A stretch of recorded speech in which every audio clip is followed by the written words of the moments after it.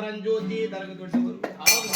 ದೊಡ್ಡಮ್ಮ ಬನ್ನಿ ಎಂಬುದಾಗಿ ಯಾವಾಗ ಗುರುಗಳು ಕೂಗ್ಬಿಟ್ರು ಯಾಕೋ ಭೂಮಿಯನ್ನ ತಂದಂತ ಗುರು ನಮ್ಮ ದರಗ ದೊಡ್ಡವರು ನಮ್ಮ ಅಣ್ಣಯ್ಯ ನಿಜ. ಯಾಕೋ ತುಂಬಿದ ಸೋಮವಾರ ಪುಣ್ಯಕಾಲದಲ್ಲಿ ನನ್ನ ಬರಮಾಡ್ತಿದ್ದಾರೆ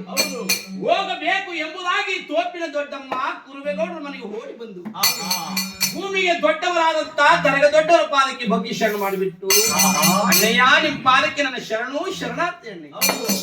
ದೊಡ್ಡಮ್ಮ ಶರಣು ಶರಣಾರ್ಥಿ ಬನ್ನಿ ಅಂತೇಳಿ ಯಾವಾಗ ಗುರುಗಳು ಕೂಗಿದ್ರು ಅಣ್ಣಯ್ಯ ಇವತ್ತು ನಮ್ಮನ್ನ ಬರಮಾಡಿದ ಕಾರಣವೇನು ಅಣ್ಣಯ್ಯ ಹೇಳಿ ದೊಡ್ಡಮ್ಮ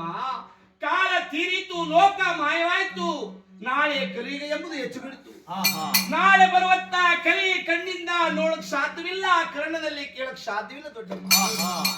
ಮರೆತು ಲೋಕದಲ್ಲಿ ನಾವು ಮರೆತು ಬದುಕಬೇಕು ಹೌದು ಆಲಮತದ ಕುರುಬೇಗೌಡ ಕುರಿ ಕೂಡ್ತಿದಂತ ಜಾಗ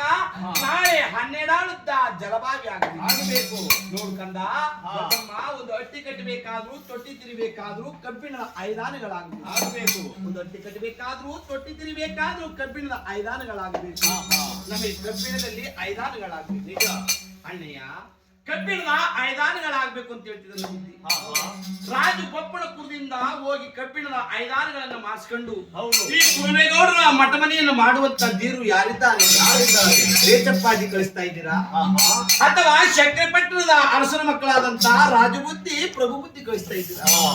ಅಥವಾ ಮುಟ್ಟಳ್ಳಿ ಒಳಗಿರುವಂತ ಮುಡವಾಳ ಮಾಚಪ್ಪನ ಮಗನಾದಂತ ಫಲಾದ ಕಳಿಸ್ತಾ ಇದ್ದಾರೆ ಯಾರನ್ನ ಕಳಿಸ್ತಾ ಇದ್ದಾರೆ ಅಂತ ಕೇಳಿದಾಗ ಹೌದು ತಮ್ಮ ಏನು ಸಹ